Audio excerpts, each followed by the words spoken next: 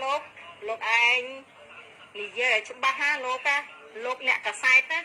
giờ chúng ba chỉ mới nhóm á còn mua po rồi miếng là chúng ba lô ha còn chạy tập sai á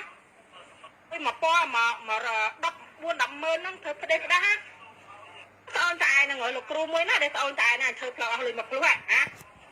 cừu làm nè cả sai ta sai ở xua với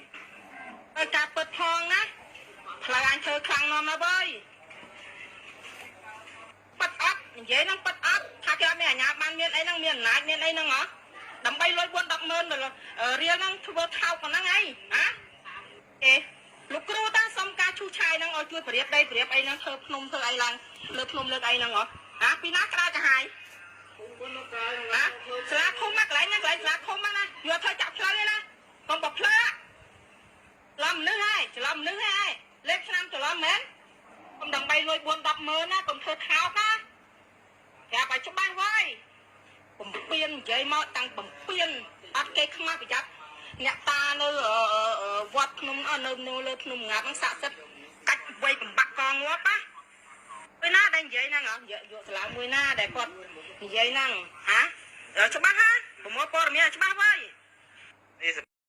ក្នុងកលៈពេលនេះយើងខ្ញុំជាភ្នាក់ងារសារព័ត៌មានកម្ពុជាប៉ុស្តិ៍នេះបានមកជួបជាមួយនឹងលោកគ្រូពីបញ្ហាដែលគ្រឿងចក្រដែលកាយហើយថែមទាំងឡានបនទៅជួបសាលារៀនមកទៀតបាទហើយលោកគ្រូពីបញ្ហាដែលឡាននេះតើដំណើរការនឹងការកាយបានប្រហែលថ្ងៃហើយលោកគ្រូឡានហ្នឹងតាមទឹកកាយរត់តាមយូរមកហើយប៉ុន្តែយើងខ្ញុំអត់បានចាប់រត់ទៅកាយរហូតមករហូតបាទហើយកាយនេះតើការសិក្សារបស់ក្មេងៗមានការរំខានទេមានបាទឡន់ទេអូឡន់វាមានសម្លេងកងរំពងផលប៉ះប៉ល់យើងខត់មិនស្ដាប់គ្នានិយាយអាថាអញ្ញាបានមិនដែលឃើញអញ្ញាបានណាមកអឺតមើលទេឃើញតែពួកក្រុមពួកកត់ហ្នឹងខត់រហូតដល់ដាក់តុកដាក់អីថារំខានដល់សពអត់ស្ដាប់ដឹងអាងអំណាចអីគ្រូខត់ស្ដាប់គ្រូក៏គ្មានអីអំណាចអីទេប៉ុន្តែខត់គេអត់ស្ដាប់ផងហ្នឹងបាទលោកគ្រូដូចជាការសិក្សារបស់ក្មេងៗនៅក្នុងវិស័យនៃការអប់រំនេះតើបើសិនជាមានការរំខានអញ្ចឹងតើលោកគ្រូគិតទៅវាយ៉ាងម៉េចដែរវាមានផលប៉ះពាល់ដល់អារម្មណ៍សិស្សទាំងគ្រូដល់រៀនក៏អត់ចូលសិស្សវាស្រែកហឹងអើងកងអាកំលេងក៏ហឹងអើងកងឯដល់អញ្ចឹងយើងនិយាយស្ដាប់គ្នាអត់បានទាំងអស់និយាយស្ដាប់គ្នាអត់បានដល់សំឡេងរោទៀតដូចឡាននេះលោកគ្រូបាទហ្នឹងរោទៀតដល់ឡើងទៅត្រែននិយាយមិនស្ដាប់គ្នាខត់ពេករហូតដល់ដាក់តុកនៅថាធ្វើសកម្មភាពខ្ញុំមិនដឹងចេះនិយាយថាម៉េចខ្ញុំវាអត់មានអំណាចអីហ្នឹងពលបលិសអាញាធរឃុំស្រុកខេត្តអីណាដោះស្រាយបាទចុះលោកគ្រូមិនដឹងថាម្ចាស់គ្រឿងចក្រនេះតើរបស់អ្នកណាទេខ្ញុំដឹងប៉ុណ្ណាបានឮគេថាគ្រឿងចាក់ចិនឡប់អត់ហ្នឹងថ្ងៃមេកាឮថាកងឆាយឮគេថាអញ្ចឹងខ្ញុំអត់ដឹងដែលបានស៊ើបស៊ូបត់អីពិតប្រកបរបស់គាត់ណាគឺថាប៉ុណ្ណឹងចុះលោកគ្រូឮសូរថាគ្រឿងចក្រនេះបានបើកហើយបន្តមកឆ្លងកាត់ក្មេងដែលកំពុងតែសិក្សារៀនសូត្រនៅក្នុងបន្ទប់តើមានការហុយឬមួយមានការរំខានអីផ្សេងដល់ធ្ងន់ធ្ងរដល់បងប្អូនទេបាទនិយាយពីរឿងហុយដីហុយពេកអីដីលៀងមិនច្រាស់លៀងមកវិញហុយលៀងមកវិញហុយអត់ធ្វើអាផ្លូវខាងលីរត់ក៏អត់ព្រមរត់តែកាត់សាលានិយាយមិនស្ដាប់គ្នាបាទជប់បញ្ហាមួយទៀតដូចជាបងប្អូនបាទដែលមានយោបល់យ៉ាងម៉េចដែរបងប្អូនដែលកំពុងសិក្សារៀនសូត្រតើគ្រឿងចក្រនេះបានដល់រំខានដល់បងប្អូនទេប្លង់ទេហើយបងប្អូនមានការសំណូមពរមិនខ្លះដើម្បីទៅខាងអាជ្ញាធរដែលពាក់ព័ន្ធដើម្បីឲ្យជួយការដោះស្រាយ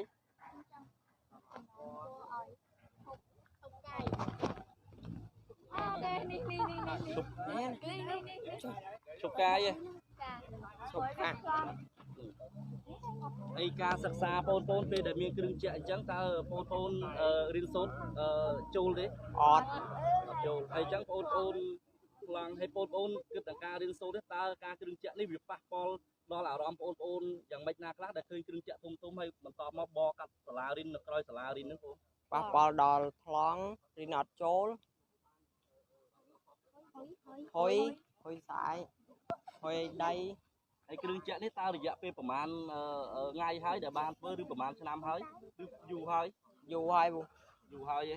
បាទហើយចុងក្រោយបងប្អូនបានសំណូមពរទៅអាជ្ញាធរមូលដ្ឋានយើងដូចជាអាជ្ញាធរដែល ថ្នាក់ស្រុកដូចជាថ្នាក់ខេត្តដើម្បី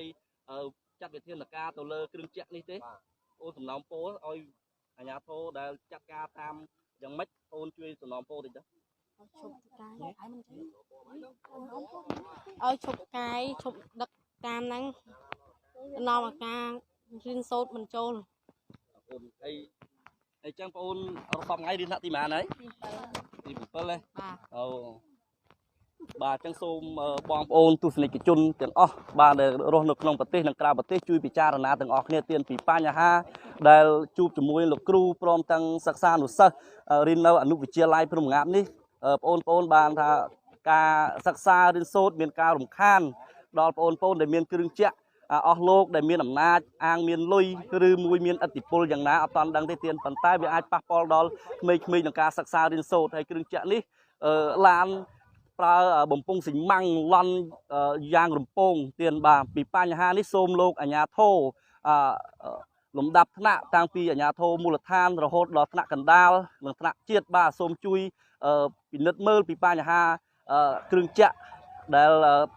កាយនៅក្រោយសាលាអនុវិទ្យាល័យភ្នំងាបនេះហើយក្នុងនេះគឺសាលារៀននេះស្ថិតនៅក្នុងភូមិភ្នំងាបឃុំស្វាយតូកញ្ជើងស្រុកកំពង់ត្រាចខេត្តកំពតបាទហើយពិសេសដល់ក្រសួងស្ថាប័នពាក់ព័ន្ធដូចជាស្ថាប័នអប់រំបាទមានការប៉ះពាល់ដល់ក្មេងសិក្សារៀនសូត្រឬការរំខាននេះផ្សេងសូមបងប្អូនពុកម៉ែទាំងអស់បាទជួយខមមិនឬមួយជួយផ្ដល់មតិសម្រាប់សង្គមជាតិយើងហើយពិសេសឡានមកទៀតហើយទៀតបាទឡានជាច្រើនសម្រាប់ធ្វើការងារគ្រឿងចក្រជាប្រយោជន៍ផ្ទាល់ខ្លួនប៉ុន្តែក៏បានដឹងថាតើអាការដែលធ្វើគ្រឿងចក្រហើយបន្ទាប់មកនៅក្រោយសាលារៀននេះវាប៉ះពាល់រំខានអីខ្លះក៏អត់ដឹងទេគាត់ដឹងតែរឿងតែលុយចូលក្នុងកប៉ាល់មួយទៀតបាទពីបញ្ហាហ្នឹងអញ្ចឹងជាចុងក្រោយខ្ញុំបាទសូមសំណូមពរដល់អាយដាមបណ្ឌិតម៉ៅធនិនគណៈអភិបាលនៃគណៈអភិបាលខេត្តកំពតបាទសូមជួយអាយដាមសូមជួយចាត់វិធានការទៅលើមន្ត្រីក្រមអាវ៉ាផងទៀតបាទពីបញ្ហាគ្រឿងចក្រដូចជាឡានអាជីវកម្មរបស់អស់លោកណាទេដែលមានលុយហើយបន្ទាប់មកគឺបានកាយរត់កាត់សាលាអនុវិទ្យាល័យភ្នំងាបនេះធ្វើឲ្យការរំខានដល់ការសិក្សារបស់ក្មេងទៀតបាទហើយឡានកំពុងតែរត់ហើយទៀតបាទកំពុងតែរត់បើកជាច្រើនពីបញ្ហានេះទៀតបាទមិនដឹងថាលោកមានអំណាចយ៉ាងណាអីយ៉ាងណាទេអញ្ចឹងសូមមហាជនជួយផ្ដល់យោបល់ផងបាទហើយបើសិនជាមានការលើសលុះពីបញ្ហាប៉ះពាល់ដល់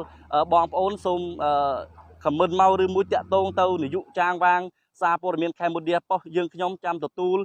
ដើម្បីរិះគន់ដើម្បីថាបណា24ម៉ោងបាទសម្រាប់ផ្ដល់ជាព័ត៌មានបើបងប្អូនណាមានព័ត៌មានផ្សេងៗទៀតសូមផ្ដល់ជាព័ត៌មានទៀតបាទសូមអរគុណសូមគោរពលា